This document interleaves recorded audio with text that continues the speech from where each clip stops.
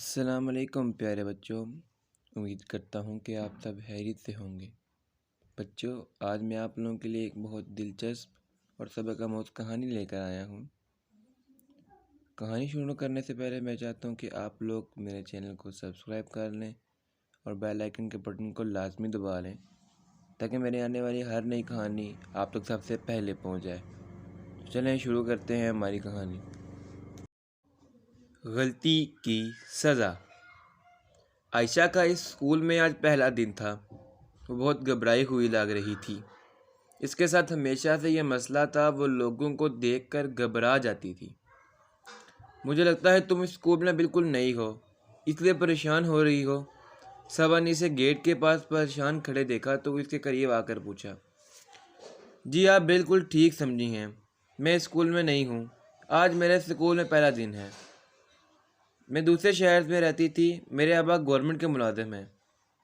ان کا تبادلہ اس شہر میں ہوا ہے، اس لیے مجھے اس اسکول میں داخلہ لینا پڑا، عائشہ نے صبا کو بتایا۔ آپ پریشان مت ہوں، میرا نام صبا ہے۔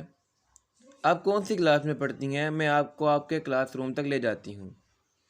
صبا نے مسکراتے ہوئے اپنا تعارف کروایا اور مدد کرنے کی پیشکش بھی کی۔ آپ کا بہت شکریہ، آپ میرے ساتھ تعاون کر رہی ہیں۔ میرا نام عائشہ ہے اور میں 5 کلاس میں پڑھتی ہوں، عائشہ نے بھی مسکرا کر کہا۔ یہ تو بہت اچھی بات ہے کہ آپ 5 کلاس میں پڑھتی ہیں، میں بھی 5 کلاس کی اسٹوڈنٹ ہوں۔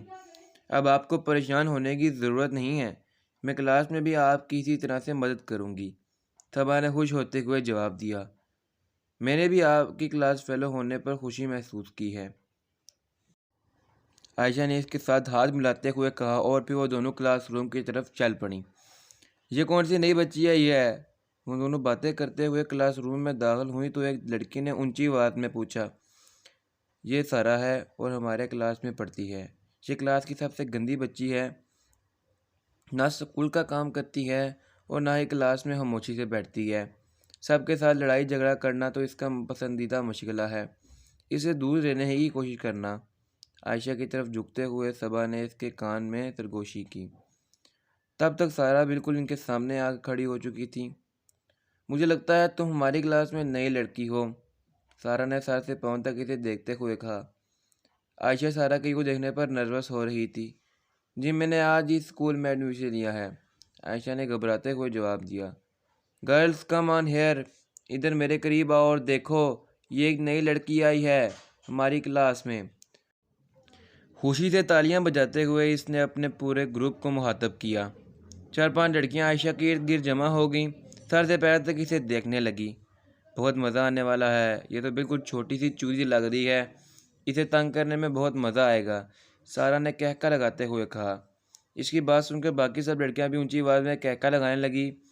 سارا تمہیں کوئی حق نہیں پہنچتا کہ تم اس کو یوں تنگ کرو، اگر تم نے عائشہ کو تنگ کیا تو میں تمہاری شکایت پرنسپل سے کروں گی، صبا نے عائشہ کا لرزا ہوا ہاتھ اپنے ہاتھ میں پکڑ کر سارا سے کہا۔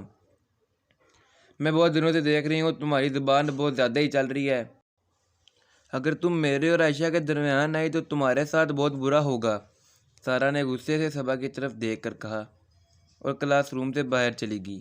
عائشہ بہت گھبرا رہی تھی، اس نے تو سوچا بھی نہ تھا کہ آج پہلے دن ہی اس کے ساتھ یہ حالات ہوں گے۔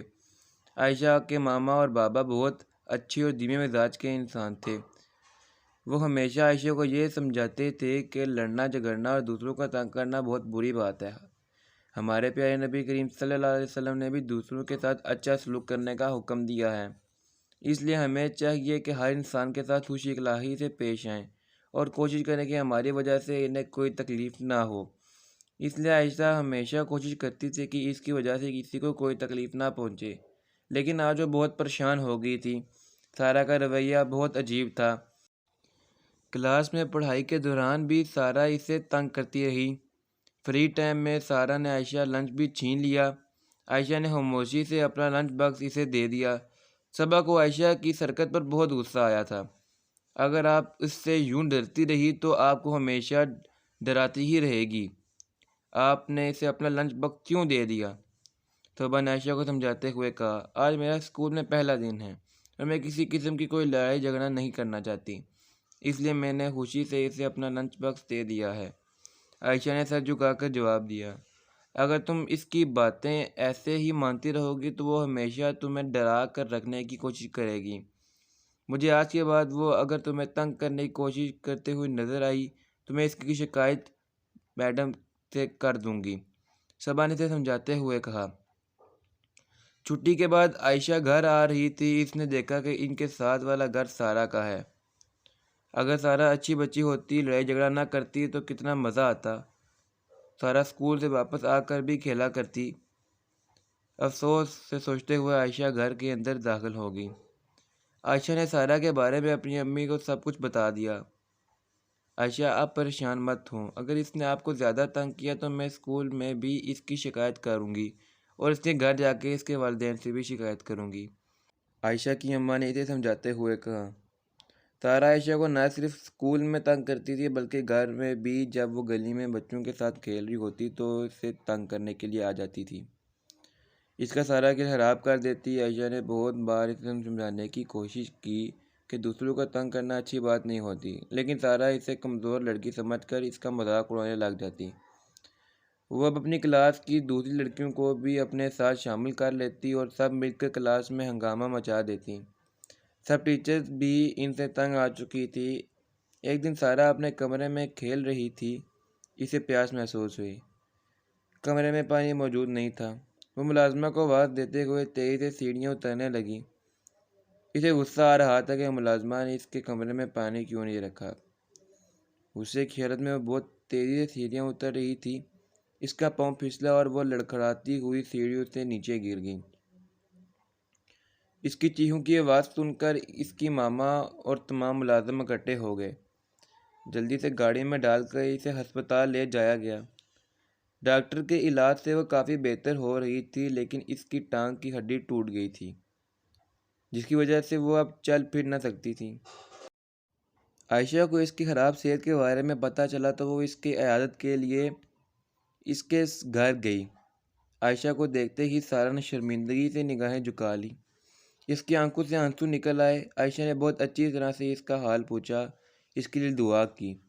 عائشہ پلیز مجھے معاف کر دو، مجھے احساس ہوا ہے کہ تم بہت اچھی لڑکی ہو، میں تمہیں ویسے ہی تنگ کرتی تھی، سارا نے اس سے معافی مانگتے ہوئے کہا۔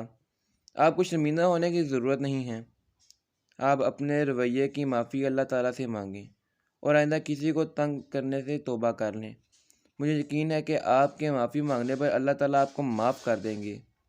اس کی آنکھوں سے آنسو صاف کرتے ہوئے عائشہ نے پیار بڑے لہجے سے کہا، اگر تم مجھے معاف کر دو گی تو اللہ تعالیٰ بھی مجھے معاف کر دیں گے۔ اگر میں نے آپ کو معاف نہ کیا ہوتا تو آپ کی عیادت کرنے کے لیے نہ آتی۔ سارا نے دل ہی دل میں اللہ تعالیٰ سے اپنے رویے سے معافی مانگی اور آج کے بعد کسی کو تنگ نہ کرنے کا فیصلہ کیا۔ تو دیکھا بچوں، جو دوسروں کو خود سے کم تر سمجھتے ہیں اور انہیں تنگ کرتے ہیں، اللہ تعالیٰ انہیں کیسی سزا دیتے ہیں۔ ہمیں چاہیے کہ ہم دوسروں کی مدد کریں، نہ کہ ان کا مذاق بنائیں، تاکہ اللہ تعالیٰ ہم سے خوش ہو جائیں۔ کیسی لگی آپ کو آج کی کہانی؟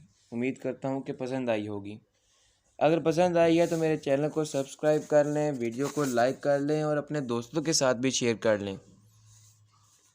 انشاءاللہ ملوں گا آپ سے ایک نئی کہانی کے ساتھ کسی اور ویڈیو میں۔ تب تک کے لیے اجازت دیجیے۔ اللہ حافظ۔